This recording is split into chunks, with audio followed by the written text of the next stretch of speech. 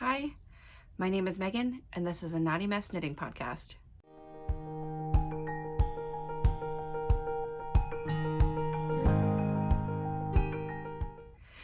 Hi, everybody. Welcome to episode 20, I'm not sure, 3? Normally I have a good note for this, but it has been another really busy week, and my notes are sort of sparse, so bear with me. I have most of the stuff just on my computer, but like normally I put it together really nicely before the episode, but it's like 6 in the morning. It's Sunday, the 14th. I wanted to wait to film till today because yesterday we did our PacificKnitWest, which is my knitting group. Yes, we're named, but only because we want to be. Yarn swap. So we swapped some yarn, and I want to talk about that, this experience, and also just like what I came home with. So let's do that. Let's talk about that, plus my FO of the week. Yes, it's what I'm wearing, and all of my current whips -2, and we'll talk about why -2 in a second. So oh, and I have another yarn acquisition. Okay, so all the normal podcasty things. I think the last thing I'll do today, I don't have a big topic to talk about, but I would like to give you guys a yarn stats update because I realized my numbers from last week were not right because I had a filtered view in my charts because some of the things in my big table are already used, and the numbers that I put in were pulling off of the wrong like number field, and so it was including everything, not including the things that are actually still yarn. So I'll give you that update. I'll put the chart back up at the end also. And I think that is what we are going to cover. Also, I don't know if you can tell, I've filmed later in the evening too, so it's also dark. I don't know if people who are not from the Pacific Northwest or have never like spent any significant time in a higher latitude area of the world, but seasons really affect our day length. And I know like I grew up in Pennsylvania, and it was not as dramatic as it is here in the Pacific Northwest. So, you know, it's 6 something, but there's no sign of light. There won't be light until, I don't know, 7:30 or something. And our days are starting to get longer already because we're past the winter solstice. So I can already feel the end of the light at the end of the tunnel or the day. Yesterday we were out knitting for our yarn swap, and it was 4:30 almost, and it was still light, and everyone was like, oh, wow, that's so nice. So yeah, those are our days, are like at some point, like quite near the winter solstice, like doesn't get light until 8 something and gets dark at right before 4. It's a rough couple of weeks right there. So we're already like, January already makes a big difference, 1 month. So I don't know. I think that's, I just kicked the tripod. I think that's like, yes, that happens other places in the world. And obviously if you go anywhere, like I have been to Iceland, in the very early summer, and it was just twilight. Like there was never dark. That is very strange. That doesn't happen here, right? But like for a place in the contiguous United States or whatever, this is, I think it's one of the most dramatic things. Maybe like Maine or Vermont also have this, but it feels nice when we start getting that light back. Anyway, it'll be dark for probably this whole episode. So I have overhead, but it does affect the yarn colors sometimes. I think this looks still pretty true to color. But you know, what I'll show you from my stash editions that I just don't need, but I wanted to have. Okay, let's talk about what I'm wearing. I am wearing also I'm gonna put on some knit socks really fast because I forgot to put them on. I brought them down. I'm wearing my basic rib socks today in case anybody is wondering. They're very comfy and I like them. Okay, I am wearing my completed Leith cardigan. Do you guys like it? I love it. I'm obsessed. I think it's so great. I finished it yesterday. How am I wearing it already, you ask? Oh, because I blocked it last week. Last week. I don't know where I was in last week's episode, but like maybe I still had some sleeve to go. I think that's where I was. And so I very quickly finished that sleeve because I needed to get it on the blocky mats to dry and, you know, give me all these nice lines so that I could do my button band. I did not block after my button band, but I don't feel like I need to, and I'm not going to do that. So it is completed. I cut off all the ends yesterday.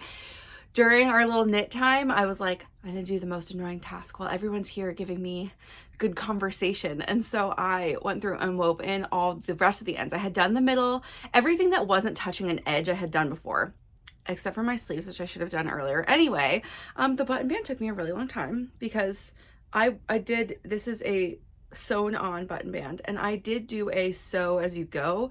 I'm glad I did that because I did not want to create a 70-inch or something button band and then sew it all on. That would have felt horrible to me. So I left a really long tail when I started, and I just made this much, sewed it on, made this much, sewed it on, and I actually really enjoyed doing that.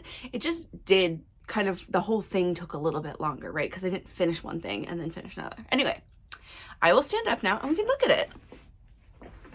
I don't have much space to go back here, but it's so cute. I did sew buttons on last night.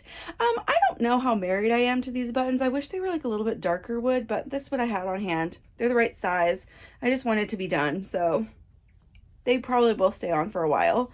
I have, let's see. Oh, let's look at the back because so cute. Boop, boop, boop. Can you see it? Isn't it so cute? My little leafy lines. And then you can see my sleeves. The drop is actually really nice on this on me. And then my sleeves are in opposite land. I think that like my sleeves, this is the same skein nope. This is actually a totally different skein than this one. I think they look super similar as far as like this sort of like micro striping happening just with like how the speckles are hitting. I also really like that in the button band because this is all from one skein. There's no knots or anything. Well, there's a lot of knots around your buttonholes, but everything else is just like, it's one ball of yarn, but you can see like here, and back here, like the striping that is happening elsewhere is changed everywhere. And this is a very small surface. So it's sort of like clumped in these areas. And when it's the whole body, you just don't get much of that. But when it's this smaller circumference, you are kind of getting like micro stripes. It's very fun to see how that all worked out. Sorry, just kicked again. It's not in a different position at all. It's early. That's my only note. Okay, so for anyone who is new here, this is the Leith cardigan by Rebecca Clow, who is the Crave on YouTube and Instagram. This is her not most recent, it's not even her most recent cardigan. This was a fall release for her, and very quickly after I like had lots of ideas percolating. She does like, her first sample is similarly striped, but she has two other samples that are very different. And I think it's so fun that you could do striping however you want. You don't have to be like, you don't have to have these offset things. One of her samples has stripes only on one side. Like, that's so fun. So fun. And like doing the different things with the sleeves and stuff. So I will say, I made this out of Sorella Classic Worsted, which is 100% superwash merino. It's 218 yards for 100 grams. Her skeins are relatively consistent in weight from what I've weighed, because I weigh all my yarn, just about or just under 10% over. So like 100, somewhere between like 106 and 110 grams for each skein. So I did not weigh this yarn before I started because I wasn't really doing that yet. I just got the yarn and started. This though, if we're relatively consistent, I was out of this yarn, completely out of the Warm Glow. I had a tiny bit of magic left when I was done the sleeve. Some people, like somebody posted that they got an entire, like the sleeve striping out of the same ball of yarn. And I think that the people who were posting that were like with the 250 yard balls, and like someone in my size or so. It was like, I think. And I was like, I don't know how they did that. But I think if your whole thing is in DK weight and maybe, you know, you didn't do as long, because like the length is really going to affect that. What I will say is this is my first, I think this is my first Crave sweater. I think that's true because I've done the Tulsa tee.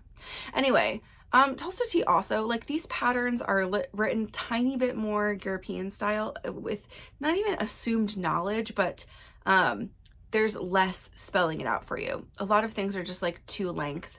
There's a schematic, so you can certainly like estimate length if you would like to, but there's definitely a little less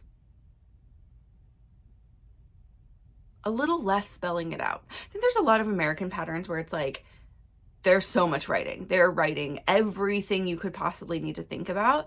And maybe the designers are doing that because they don't want to like, they want to avoid questions or people making errors, and like for all skill levels to be able to knit it. But I think that it's more European style is like a little bit assumed knowledge. Also just like they're briefer. The patterns are a lot shorter.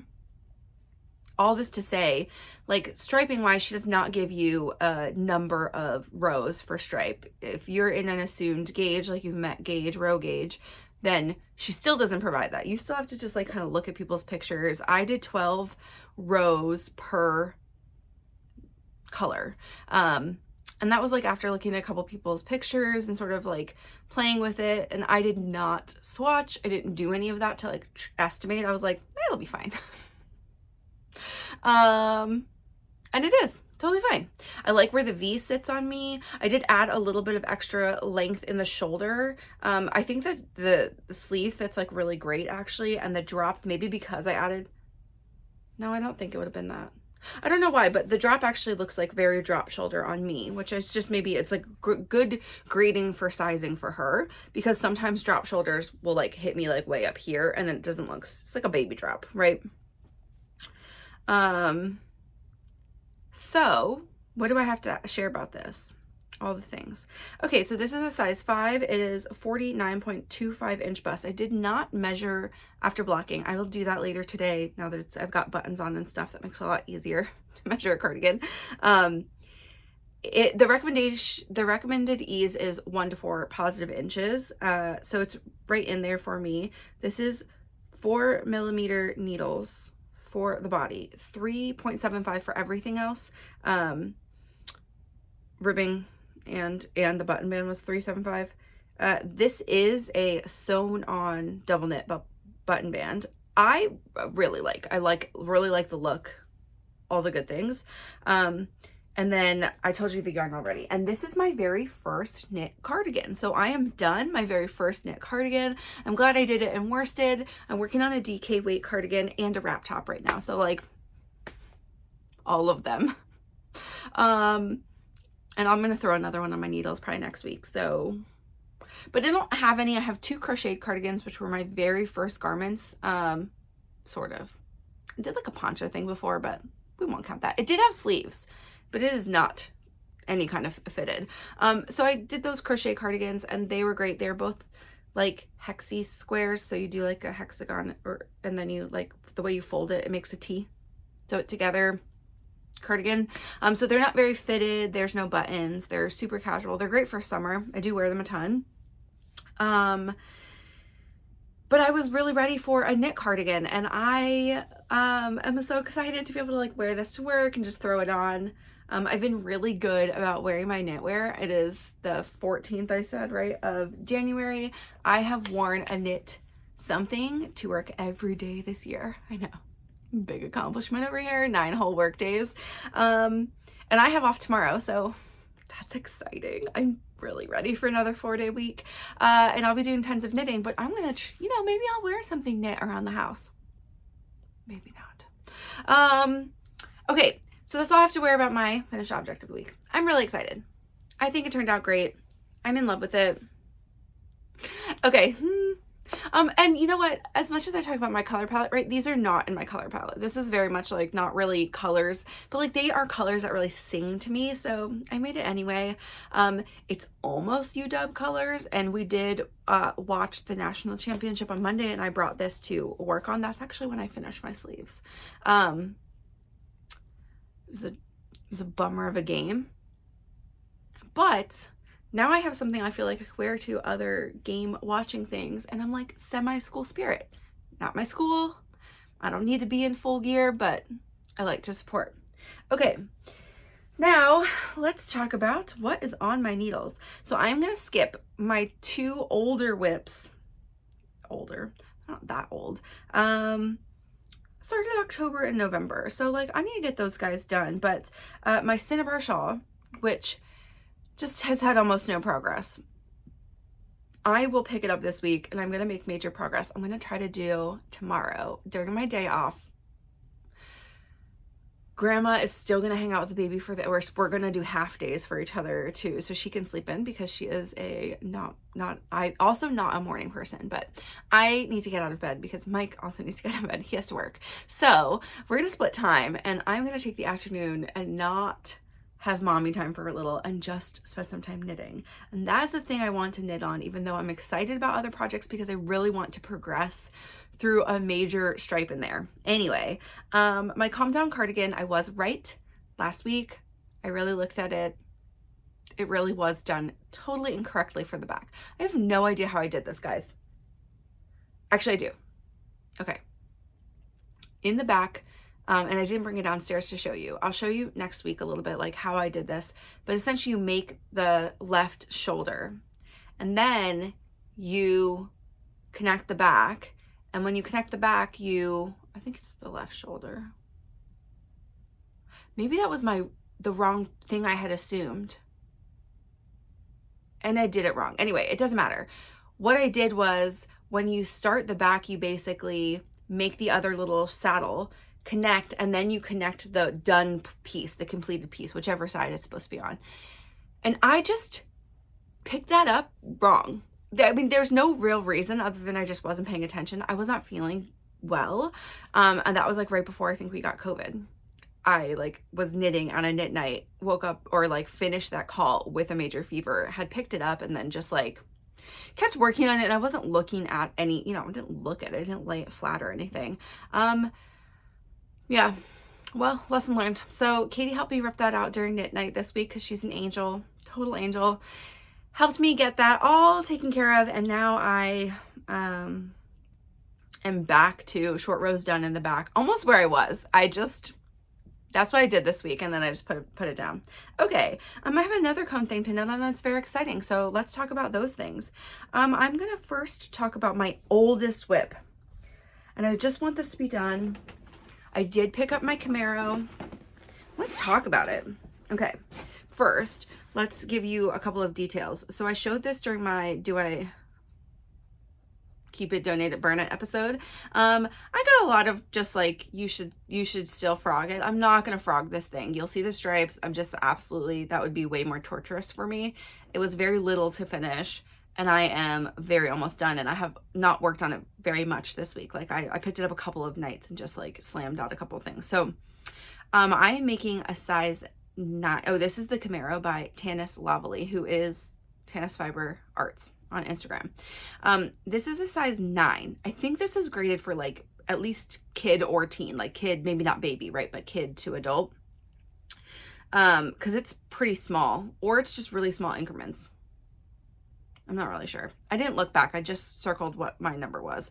And I had to figure this out from how many stitches I had left onto the sleeve, because I obviously didn't write any notes. I had no idea. I hoped that I was using the recommended needle, which was likely because I don't often change it, because there were no needles attached to this, and I think it looks pretty good.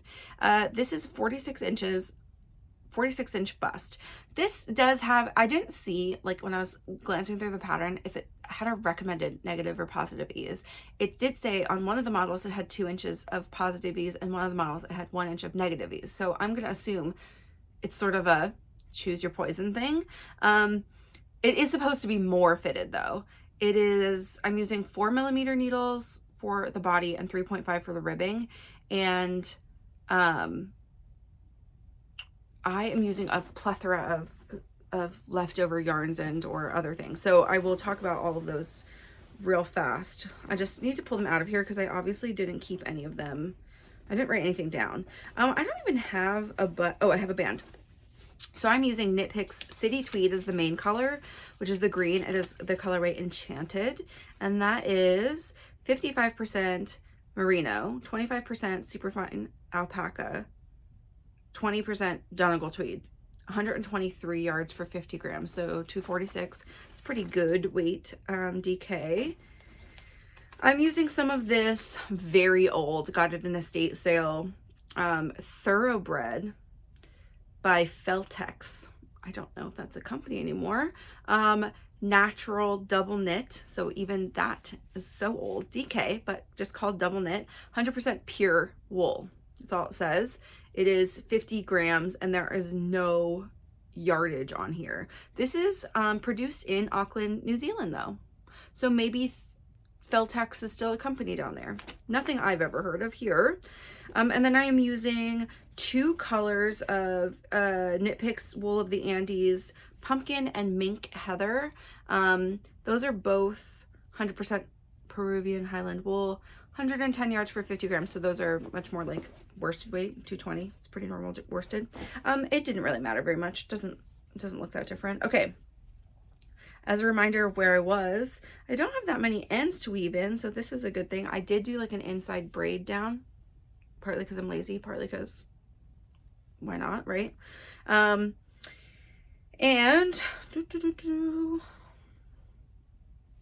Okay, so a reminder of where I was. Actually, I didn't even put on a marker, but I had not picked up this sleeve at all, and I added these, I picked up with the green and then added these stripes. That was it. That was the last part. I just didn't do it. The last stripes I had to do. And then I knit the sleeve and I finished it. These are 3/4 length sleeves. I started the ribbing on the side that was already done, and I think I added like 3 rows to this. And then I picked up the ribbing. And I have not touched the body, but look how done the body is. I'm pretty sure that this will be a tiny bit cropped at this length. I need to try it on. It will have negative ease. I mean, I think it's actually probably pretty close to 46 inches. So it'll have 1 inch of negative ease. That's fine. I am going to put on barber cords after I finish the sleeve today, hopefully. And I am going to just see where it sits. I don't need it to be long, so I also just want to be done with it. So I will likely just pick up the body right there, maybe add like less than 1 inch. Like, it's really so close. It's hard to tell because it's a V-neck and I don't know what's going on with the V. I don't actually know what the edging is for the neckline. I think it might just be the way it is. Maybe there's like an I-cord. So I should probably figure that out too when I try it on. But yeah, we're so close to being done. Maybe it's an okay color on me. I'm not really sure how I feel about it. It's probably actually a better color than this. Anyway, that is my oldest whip around town. I started that in, I don't even know when, before we moved into this house. So sometime before August of 2022, that's for sure. And I need to get it done. So I am going to finish that this week. It'll be done. Maybe I'll wear it next week. Maybe I'll hate it and not wear it ever. Who knows? That's okay too. Okay, let's move on to our next whip. Our next whip is going to be the Ballerina Wrap Top by Alexi Tavel of 2 of Wands. I'm making the extra large, which is 44 inches, and it's recommended 2 to 4 inches of negative ease, I think is what it says in the pattern. I think. I'll put a thing in the little box if it's wrong, okay? 4.5 millimeter needles, and I don't remember if those are recommended or if I went up one. And then I am using Rocky's DK from Explore Knits and Fibers, which is 100%. You guys, actually, I'm not even sure. Hold on. It is 100% superwash merino, 274 yards for 100 grams. It is in this beautiful color called Pike Place. I have some things to share about this yarn, actually. I have some thoughts. Let me just twist this back. Okay, and the thoughts are actually, I watched Amy from Knee Knits podcast this week, and she was talking about her less successful sweaters from 2023, her like least, the ones she loves the least from 2023. And she talked about something that I noticed while I was knitting this, and it's just that this is a like very high twist yarn. So this is not the same as the other, like as other DK yarns from other dyers. It's like it's slightly lighter DK, but the twist is, and I can show you, I think in here you can see, so like you can see that that is like super twisted, right? I have seen a couple other, like there's some commercial yarns that have this kind of super high twist, and that is, it's interesting. So here's what's happening, and this is what Amy was talking about, and I noticed this, and it's also not the way you knit, because it doesn't happen to me with any other type of yarn, but maybe it's because I'm a continental knitter or something, but the way that the plies are is that like it gives you these lines. So one leg of my stitch is essentially just being, because of the twist of the yarn. So Amy says she did research, and it is because of the twist of the yarn. It doesn't have to do with the knitter specifically. Maybe it's the way I knit with this twist of yarn, but you can see one of my stitch legs, which for me is my, gosh, if I'm actually knitting this, it is this way. So my like right hand leg, the front leg of all of my stitches is looser than the left leg. So it gives the appearance sort of lines. Like right here is the mid depth is where you can really see it. I don't hate it, right? But I was kind of like looking at it. I was like, why is it doing that? And it is this high twist yarn. It's just what happens. And I wonder if it's like S twisted, like S plied instead of Z. Let me see. No, that's normal. It's just like the high twist. I don't hate it. I'm not mad about it. I just was like looking at this and I was like, what an interesting sensation that it's like doing that. And I haven't seen it happen into my yarn in a long time, but I have seen it before, and it's because I've, you know, knit with other yarns like this. This is kind of irrelevant. I just want to share that. If you ever see that, it's probably got to do with the twist, not your actual knitting style.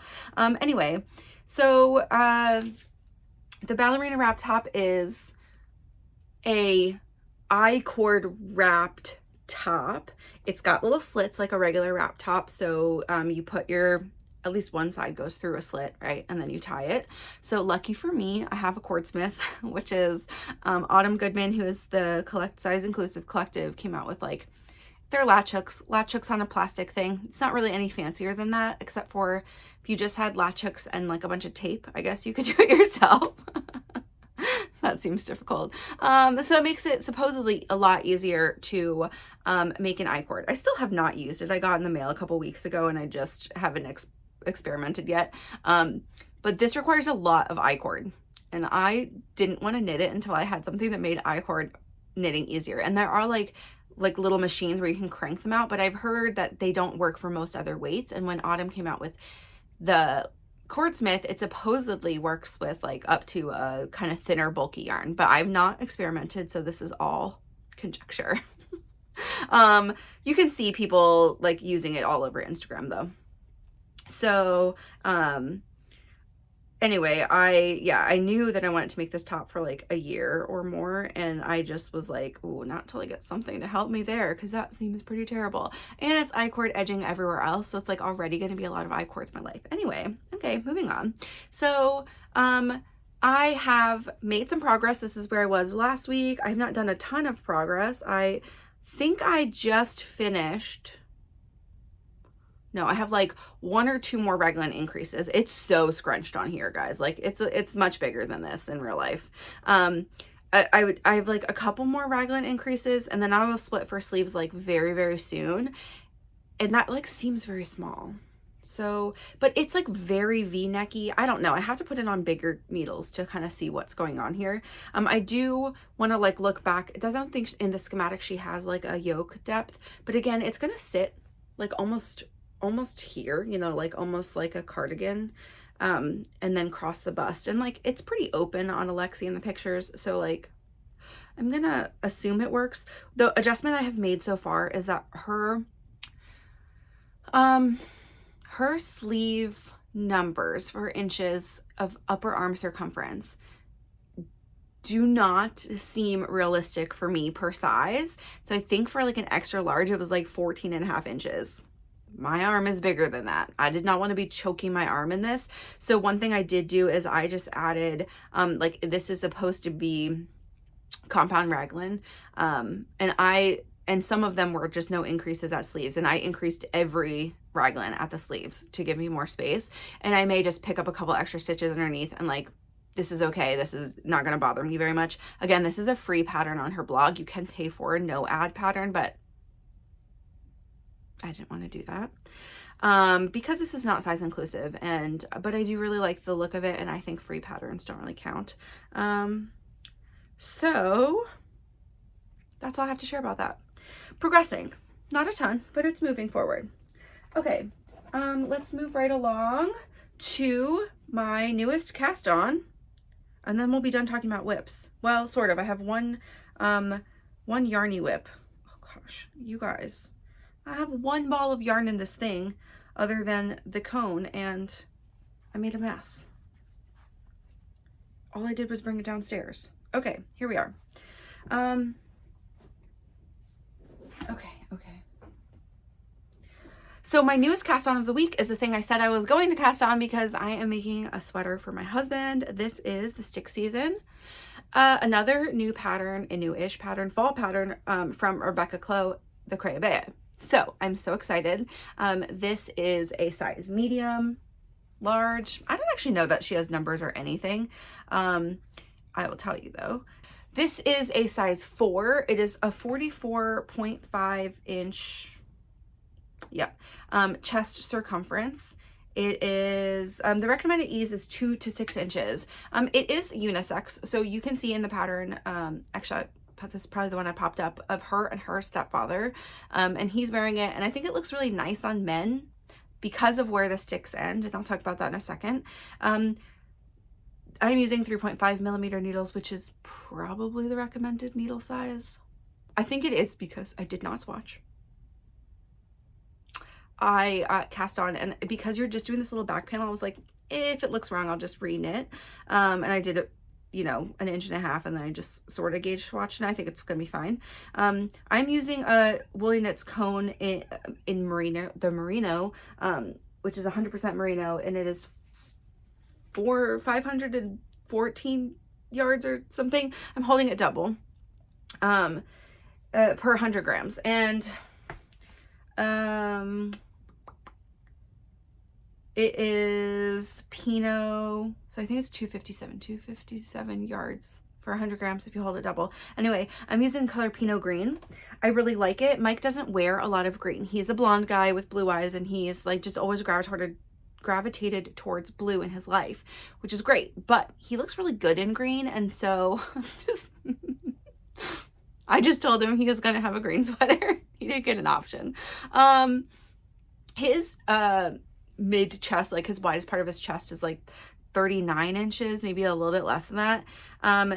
So there's a size 40, and I measured a couple of his sweaters that are a little bit thicker in weight, and like I just think this is the right size for him to feel comfortable. I can taper in the waist a little bit if he needs to. I think he's gonna really enjoy a well knit sweater for him. He does wear the purple one I made him, which was a piece sweater and maybe could fit him a little bit better because I just like had to estimate a lot. It wasn't done until it was done, right? And this is top down, so he can try it on, we can adjust as needed. So this is the back panel, and it's like almost done. It looks itty bitty to me, but I think like, I also feel like these sticks, like the way this texture is, it will block out to be a little bit, like just a little bit more loose. But yeah, so I think he will benefit from that because he's kind of got like a short torso, long arms, and like has a hard time finding clothes that don't need to be a little bit tailored. This is tailoring in the making. So this is the stick season. I'm really enjoying it. The textured part is nice, these little sticks. It's super easy repeat. And I know I'm gonna really love this seaming detail that is where you pick up and stuff, but also it's like runs along the back and then the side, and it's like such a cute little detail. Anyway, where the sticks hit for females, I feel like is right at mid chest. I think that's a little bit of an odd choice. It's not as flattering, I think, on people that have boobs. So, like I love the pattern. I love the idea of the pattern, and I wanted to support Rebecca. And so I knew like that it would look great on Mike. And so I'm making this for him. His birthday is early February, and I would maybe like to be done with it then, but I did not promise him that. I just said I promised him I would cast it on. So, that's where we are on that. Okay, last little thing to talk about is that I have a spin in progress, and I don't even think, like maybe a third of the way done or so of this spin. And so this is called, I think it's called Godric's Hollow. Yeah, Godric's Hollow from Into the World. It is 100% Polworth. It's 4 ounces. The Polworth is really nice. To me, this feels a little bit more sticky than BFL. I don't know if that's true. It's like a little bit, you cannot see the little wispy fibers coming off of it. Maybe you can, just a tiny bit. But they're very crimpy. And what did I do last week? The Falkland. I thought the Falkland was like, not last week, like 2 weeks ago. The Falkland was like really smooth and went through very quickly. This is what I have done, and what I've decided to do for this one is because of the way, and I'll just pull a little bit up, because of the way these colors are, and like just the color combo, that's a lot of yellow right there. Because of the way, like the color combo too, I decided when I looked at it that I really did not want to have a muddy gray yellow mix. I didn't think that was the vibe I was going for. So what I decided to do is I am going to chain ply this. I want to learn something new anyway, right? So this is my first time spinning with Polworth, and I'm going to chain ply. So I'm going to spin this entire thing, and I have not split it at all. So I've just been once, like I do like 6 to 8 inches at once. And that's how much I spin, because it's kind of a lot when it's the whole braid. It's hard for me to tell like how much to prep, and I just didn't feel like prepping the whole thing when I started. So I get like 6 to 8 inches ready, and I pre-draft it, which means that you just like pull it gently apart, and I pull it apart lengthwise a little, so it's easy to use. Hold it in my hand, and then when I'm drafting, I kind of draft across the whole thing so to get the whole color going at once. So I'll spin the entire thing onto this, and then I will apply from here. And you just, chain plying is like almost like crochet. You pull, and I don't know like all of the mechanics of it. I've watched people do it several times on YouTube. It's very fascinating. If you want to watch something fun, watch somebody chain ply and like just in fast action. But you basically like make a loop and you're pulling through. So if you've ever like jumbo crochet where people do it, like you can just use like 1 or 2 balls and have like multiple strands coming from them by like just pulling your yarn through, crocheting until you need to pull your yarn through again. It's essentially what you're doing for a chain ply. So you're making chains. I mean, if you know how to crochet, that's literally all you're doing is making chains. So because I know how to crochet, and I feel like logistically I've watched it a lot of times, I was like, that would be a fun thing to try. And then when you chain ply though, you're setting color on top of color. So you'll have like very little pieces that will have the color, 2 colors. Most of this is going to be in the single color chunk, which I think is going to just be a better look for that. I don't know what I'll do with it. It doesn't really matter. Trying new things. Okay, let's talk about yarn acquisitions. Also, we are going to talk about some books at the end because I realized I have not shared any of my year-end stats with you on books, and I totally forgot to talk about books last week. Like 100% just forgot about it. Also, I don't think I'd finished anything, so there's that. Okay, acquisitions. I'm first going to show you the thing that I acquired from Dyer. You guys are going to be shocked. I'm gonna just cut it. I have not looked at it yet. I'm very excited about this color, and I have things to share, but at first I will open it.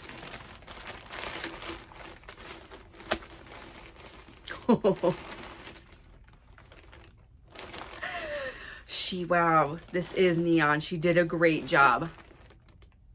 That is so pink. I mean, you guys, it looks crazy, but it is that pink in real life. This is obviously more yarn from Backloop Yarn Co. This is the color Flamingo. It is very reminiscent, though I think slightly actually more neon than this is In My Neon Era by Explorer Knits. This is more. I'm not mad about it. I mentioned to her, like I asked compared to this how neon Flamingo is. She was like, it's real neon. And I was like, okay. This is not for me, unfortunately, though I love it. I actually maybe would like a shade less neon for me personally, just like if I wear it. But I'm doing a crazy thing this year, and I'm going to do several gift garments. One for my husband, one for my mom, which we've talked about before. I have two super lovely sister-in-laws here in the States. My brother's not married, but he's been with his girlfriend for about a bajillion years. And I would also consider her a sister-in-law. But they live in Singapore. It's real hot there, so I've never made her anything. But okay, so I have two sister-in-laws here in the States. Mike's brother, both have significant others, and they have both been the best, absolutely the best. And so I have yarn for one, and I'm getting yarn for the other. I haven't even purchased it yet. I know what I'm gonna buy for her. We picked out patterns at Christmas, and this is my gift for them this year, probably running until, you know, I don't know when I'll give it to them this coming year. But they've been significantly positive influences in my life, but also just have done a lot for us when Theo came along. And she was a surprise, and they totally jumped. I mean, they were obviously on board that we were adopting, but they like really showed up for us in huge, meaningful ways when we found out about her and brought her home. So I thought a sweater would be a really nice way for me to show my appreciation. They're getting very different style sweaters. This is going to become a clay sweater by Ozetta, which I think I'll pop the picture up here. It's really not neon, as all Ozetta things are. It's brown or white, right? That's like the only color she knits in. Anyway, Caressa is living in neon right now, and she and I have a really similar color palette. I mean, it looks nice on me. This is just like slightly bolder than I would pick. So she's gonna be so excited for this. She wanted neon pink, and I said, I can make that happen for you. And so I'm making her a clay sweater, and I'm super excited for that. It should go relatively fast. I have only made one Ozetta pattern. Anyway, I'm excited to do that, dip my toe in some more Ozetta things. And then the other one I'll show I'll talk about when I get that yarn, and I will cast that on. My goal right now is to not be overwhelmed with knitting things for others and not to save it till the end of the year, because I don't want to do that. I want to get these to them as soon as I can. That's reasonable. I am going to try to have a gift garment knit on my needles at all times, you know, going forward. So once Mike's is done, I'll cast on another one. Once that one's done, I'll cast on another, right? So I can kind of not be overwhelmed with that. Let's go on to the acquisitions I got from Yarny Time. Okay, I did bring yarn. I did get rid of some of the yarn. Some of the other yarn that I brought home, and I was like, oh man, I have to bring that home. I'm gonna get rid of too, because that was the feeling. There's one or two that I'm not mad I brought home. You know, I'm still okay if they left my life. Okay, so to start with, I brought home these Black Elephant skeins. These are hand dyed in the UK. They are both superwash singles. They obviously are from like two different times. They have slightly different logos. but one of them is called Arabella, this one, and this one is called, I think, Geranium. It's written in someone's handwriting. The purple's Geranium. So look how pretty those are, and I thought they looked really nice together. Green and purple are my two favorite colors, actually. Since I was a small child, this is like my favorite color combo. I don't know why, I just like really love it. Teal is like maybe my life favorite color for like, just I want all the teal decorations. That is not the colors of my house, by the way. It was the colors of my first apartment. Okay, anywho, so this purple and dark greeny combo are absolutely gorgeous. And there's, you know, flecks of both those colors in each other. Although I guess this is really like, this doesn't have the dark green, it has like bright green and dark blue, but I think they still look great together. And when I put these together, this is from Sylvan. Sylvan had a couple of singles, a bunch of singles. And I think she went through a singles buying phase, as we all did, because they're very beautiful, but like very much less practical. They're not hard wearing. Singles pill like crazy. They are pretty delicate, other things. And even if they're superwash, right, that doesn't like make them impervious to rubbing. So what I plan to do though, a good thing for singles is like scarves and shawls.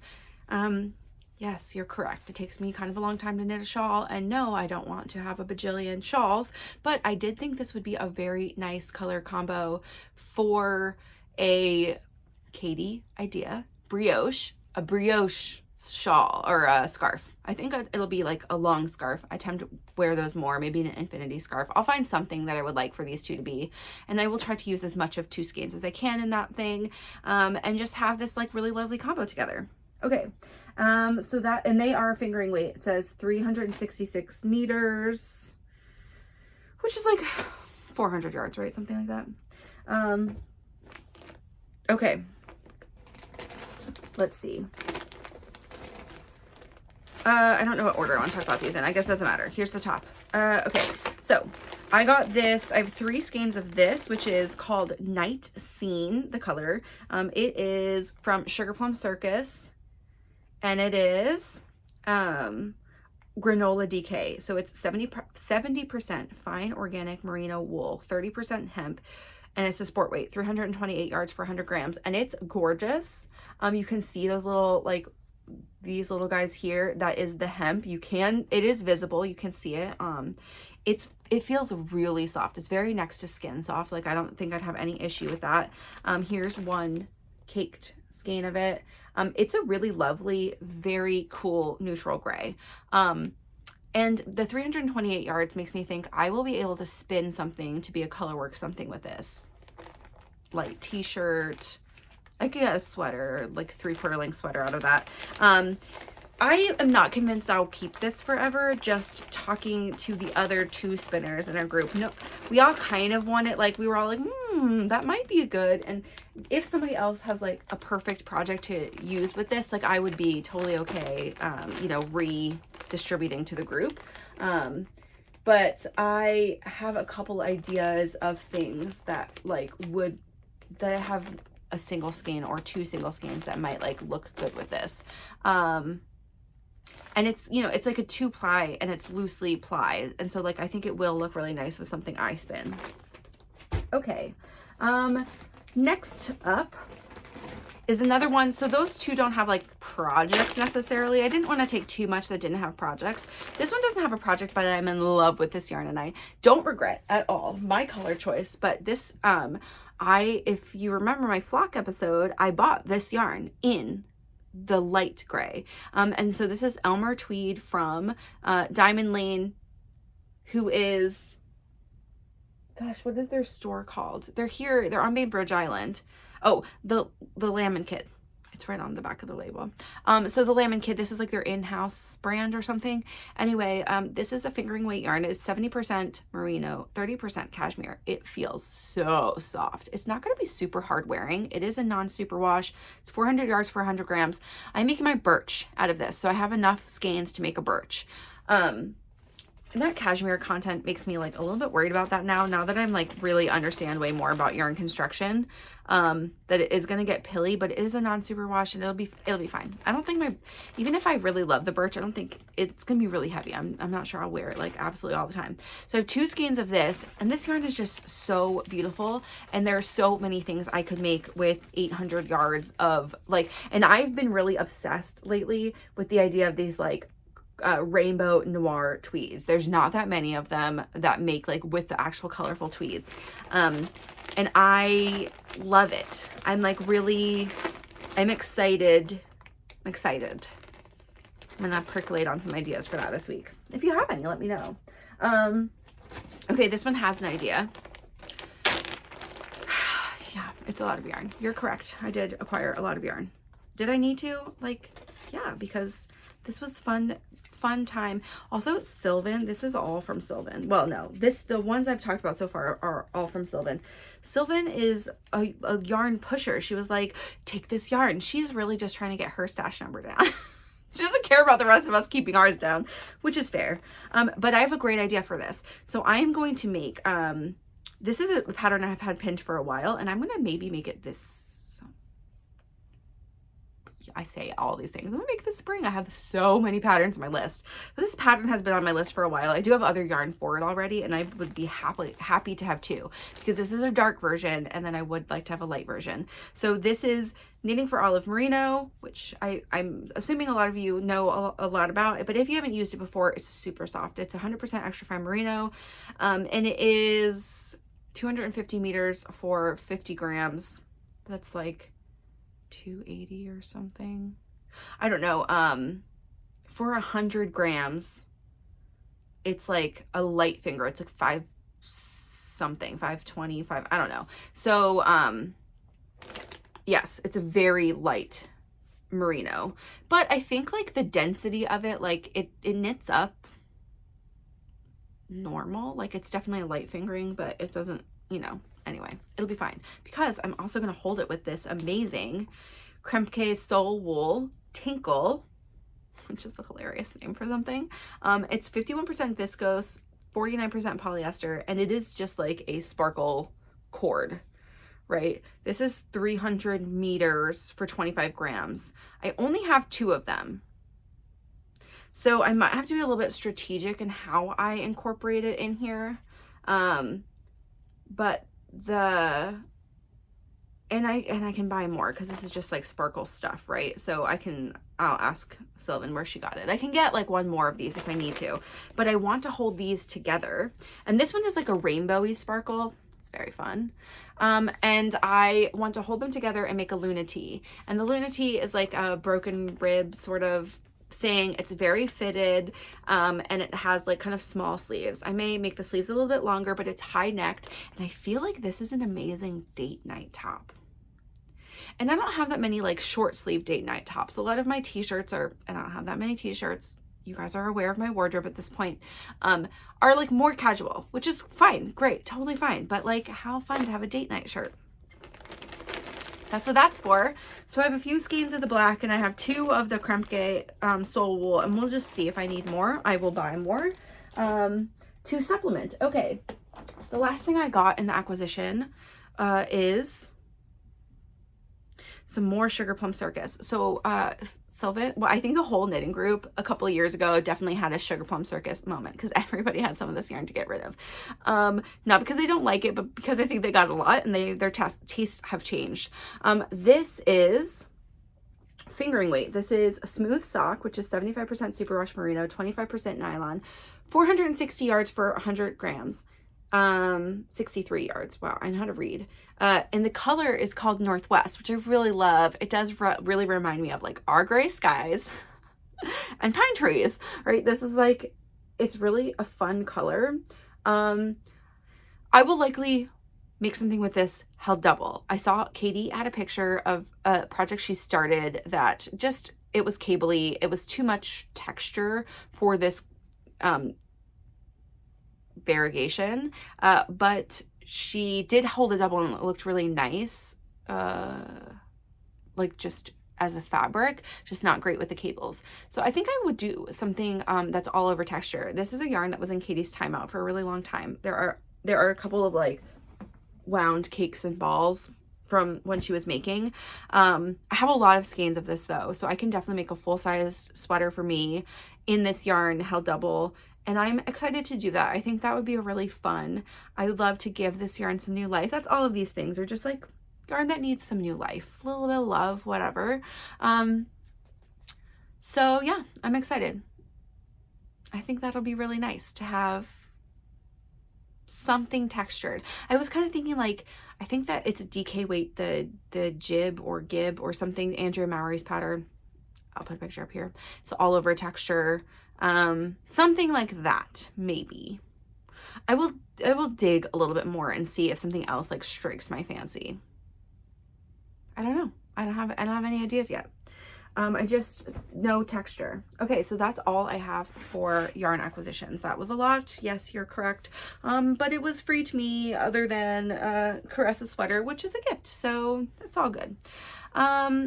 Okay, let's talk about books really fast. So I will just tell you first what I'm reading. So right now I have, gosh, 3 books started.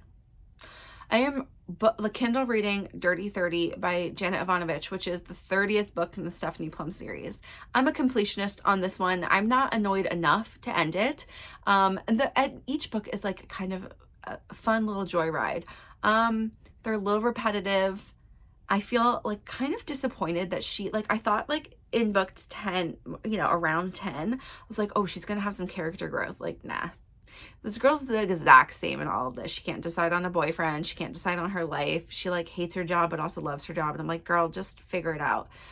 It's a little annoying to me, but also it's fun. It's not supposed to be anything kind of serious. So I'm still reading them. And my mom just finished and said it was like equally a good time. So I will keep reading. Then I am, still listening to The Shadow Rising. I haven't really listened much this week to that one, which is the 4th book in the Wheel of Time by Robert Jordan. I am also because I am listening to I finished a book. The only book I finished so far this year, I think, is called Along Came Holly, which is the 3rd in the Mistletoe romance series, which is about the Winters children in the town Mistletoe. It was good. It was cute. It was a lovely Christmas romance. And now I'm over those and I am ready for some more dramatic things. So I am 2/3 of the way through, almost done with the last book of Tracy Wolff's Crave series. This is the book called Cherish. It's that like it was a magical school in Alaska book, and then it has now progressed. They are out of school and they're doing things, and like young people saving the world, and some magical elements abound in this one. It's really all magic shifters, that kind of thing. I don't love this series. It feels a little bit more YA. There's definitely like a lot of closed door romance, which I'm like, lame. But also like all of the characters the main character is quite annoying. She's had a lot of growth, but she's still like, it maybe is a little bit the narrator too. It's like just a level that's annoying to me to read, but I want to also finish this one. I'm almost done, and the story is relatively interesting. It's just also like got some holes in it, like the magic doesn't 100% make sense. When you're talking, they play with time magic. Whenever you talk about time, there's really almost no way for it to make sense to everybody, and also not have giant holes in like the repercussions of playing with time, right? So there are some interesting elements that she's definitely put into it, and it is what it is, right? So I don't need to,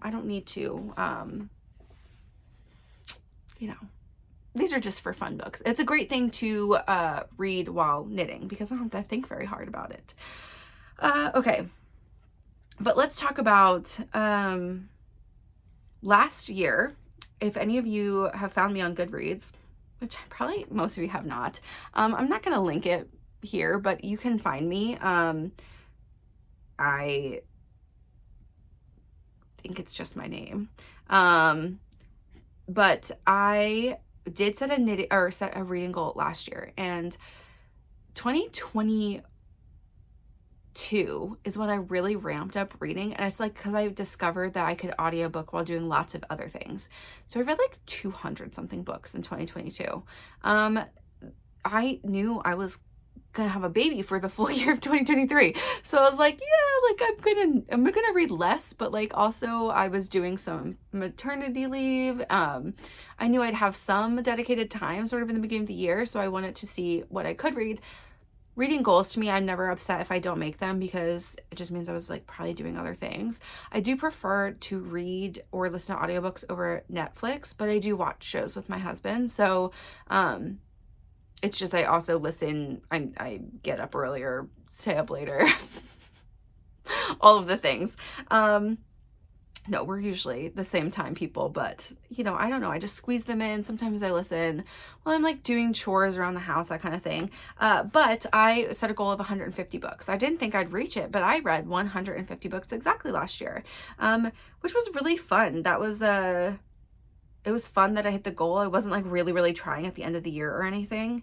I don't know, like on here, oh, it's like hard. Goodreads sucks. I don't know where, like on my phone I can see like like where all of my stats from my year of, but on here it's like I can only see my 2024 like goal now, which I did bump down to 100 books. We'll see how far I get. I found it. Okay, so I read 150 of my 150 goals in 2023. I didn't go through to see if I was missing anything. It doesn't show on Goodreads, like the website, as much. I did have a really short book on here, like 78 pages or something. It was like a free book from something. And then I obviously read a couple Wheel of Time books, which were the longest books by far.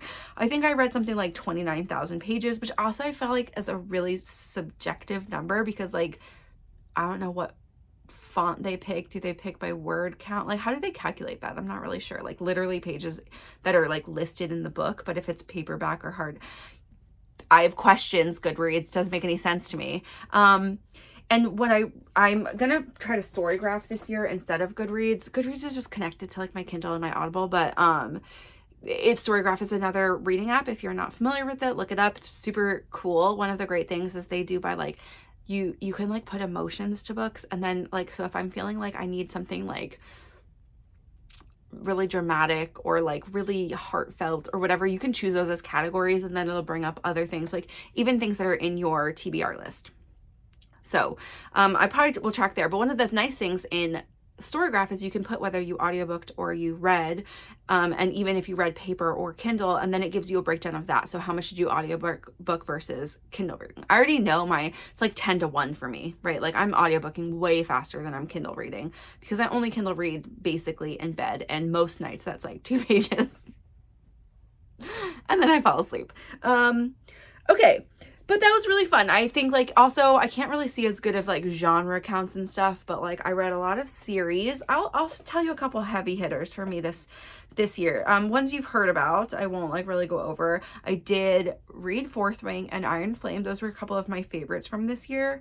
I read several Megan Quinn series. I really like Megan Quinn. They're mostly just like gooey romance things. I read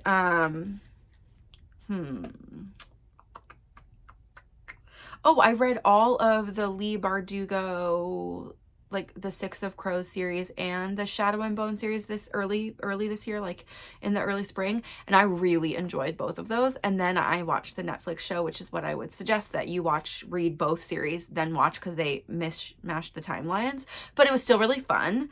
I read all of Ice Planet Barbarians. If you guys want to get into like an odd genre of romance reads, like this was a big thing on the romance reading Discord that I'm on, which is a great Discord to be on, but there is a whole thing about like, I think it's monster lovers there's another word that they're using, but it's got like all different kinds of, you know, creatures, but I think that aliens is on there too. And aliens is like a whole genre of romance, which I like did not really know about until this year. And then I kept seeing people suggesting like, this is the series you start with. I actually think I might have read the Clacanians before that. So maybe it was like last year being 2022. You guys, I'm not used to this being 2024 yet. Anyway, I read all of Ice Planet Barbarians, like the entire series. There's like 20 of them, and they're all pretty short, super formulaic, but like, man, are they a good time. If you don't need to think very much, like, it's very like alpha male, blah, blah, blah, but also strong females, and I had a great time reading them. Yeah, I mean, I read a bunch of other ones. I read like several Jasmine Guillory books, like, yeah. Anyway, that was, those are my reading highlights for you. Just things that I read this year. Okay, let's, oh, I just put my computer down again, but like, let's stash update really fast. So the last thing we're going to end with today is, and because I got to get upstairs, it's almost baby time. I made a mistake. So when I was doing my screenshot, and then I just read from the screenshot, but I was not paying attention. None of those things were filtered. And so in my inventory, I also have yarn I used, and I have 2 fields, which I went over this when I showed you. And I do think somebody asked if I could do like a real drive through. I can do a screen share thing on my video editing software. So I will try to put out like maybe 10 minutes or less in the next week or so that are like really my spreadsheet and in Monday and how I use it and like kind of how powerful that is. Not to be like selling Monday. You can do most of that in a Google Sheet too, other than the pictures and the like automated charting. You can obviously chart in Excel and Google Sheets. You just, it doesn't make as pretty of colors as quickly. But again, I don't pay for that software. It is a work thing. So, but I can show you guys that. Anyway, I'll just do it supplemental video. It's not gonna be in a podcast episode, but, so I realized I didn't have any of these filtered. So I didn't have any filters on when I took the screenshot, and also the 2 numbers I have in my, chart in my big table are yards when I receive the yarn, which when I weighed skeins, like updated that number. But also I have this field called yards remaining, and that auto calculates to be the total if you haven't used any yarn. But if I've used yarn, that, you know, subtracts it. That's the number that I needed to be using, and some of my charts were based on that number and some were not. And I had like some like Thick and Quick, some yarns that I'm not counting because they're not on the yarn wall, and they're not like, this is mostly going to be like garment type yarns only that I'm counting. So I went in, looked at my spreadsheet this week, made a couple of adjustments. Somebody pointed out that one of my charts was just wrong. Like just, it didn't seem to be calculating everything. And that's when I realized like the filters didn't save when I had like been playing around with that right at the end of the year. So all this to say, I'm going to give you an update, and this is the real number. I have not added in my skeins of yarn that I got from Yarn Swap, and I have not subtracted the yarn that I gave away there. I also have not taken any project yarn out yet. So this is a project that will come out of this total when I calculate, but I just finished it yesterday and I just didn't do that yet. So here are my real numbers. I'll put a screenshot up again so we can talk about it. And maybe we'll, yeah, I'll just keep that same view I think we had last time. So I have, this is the real number, 286,151.328 yards in my stash. I changed this number for all of the things because I don't have the number of skeins in my remaining section. I only have weight left. So instead of, and also the skeins is a little misleading because some are 50 grams, some are 25 grams, right? Like, doesn't give you the full picture. So instead I'm going to do total yards and total weight remaining in grams. So it's, total weight in grams left is 95,000 grams, which, you know, 951. 100 gram skeins, right? That's like what that would be. But again, I have 25 and 50 gram skeins, so it's more than that. So there's probably like 1,000 on this wall. That's so crazy. But I think that's true. Okay. And yards by type. So I have by far the most fingering left to knit with, which is 147,000 yards. So almost, so half, a little bit more than half of what is my total yards in stash is fingering weight yarn. That sounds crazy, but again, you get a lot of more yards per 100 grams. So it's not the heaviest. I mean, it's still the heaviest weight actually too, but it's not as dramatic of a difference. I have 32,792 grams of fingering weight yarn. So somewhere around 370 skeins, something like that, or 300 and, oh, I know how to read, 27 skeins, something like that. Okay. I did do another chart in here. So I have weight in grams by dyer, again, because I didn't want to use the number of skeins for that. I think this gives you a good picture still. I still have the most weight by Malabrigo because I have all that Rasta, etc. But again, like I said, that's probably going to change the number of yards. So I did do a yarded chart too. Let's see, the top 5 here are for weight are Malabrigo, We Are Knitters. Again, all that petite wool and the wool that I have. Then Backloop Yarn Co. Explorer Knits at almost 5%. And this was my first year buying Explorer Knits. So that was all acquired this in 2023. And then Cascade Yarns. So most of the rest were pre, and then Backloop and Explorer Knits are like mostly 2023 purchases. The yards by dyer though, I have more Backloop Yarn Co. than anything else, almost like 9.1%. I have 8.6% of Malabrigo. I have 6.6% of my stash that's to be used is Explorer Knits and Fibers. 5% is Cascade, and 4.8% is Woolly Knits, just from 5 cones, because it's so much yardage, because those are light fingering and it's a lot of yarn.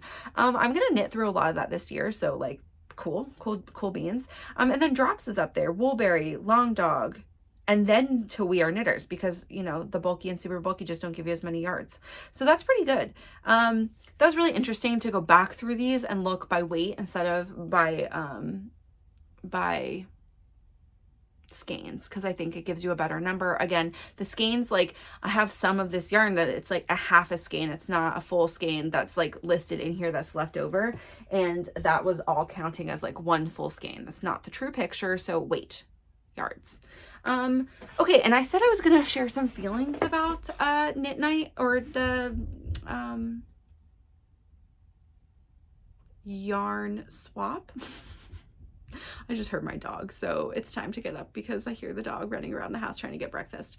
And I will very quickly wrap up with that. So I luckily had seen a lot of this yarn from Sylvan just like in previous times. Either she had posted on a D-stash and wasn't purchased, or, you know, other things. So kind of know what's in her stash. She brought a lot of neutrals, which I really loved. I still have some, not all. And it's just, it was really fun. It felt very cleansing for me too. I got rid of a couple of things that I just really didn't love and would get new life, just like colors that aren't not my preference anymore. It was like really nice to go in with this concept too, that I didn't have to go through the work of putting on a D-stash, because that's definitely like maybe deterring me a little bit, like having to run to the post office, like just the whole thing. Whereas like I was like, I'm just, as I was resorting this, I threw a couple in a bag and I was like, yep, I feel good about those. They sat for the whole week, and then I brought them, and not all of them were taken again. I'm not sad. There's 1 or 2 that I'm like, yep, I didn't want to bring this home, and so I'm gonna just definitely get rid of those.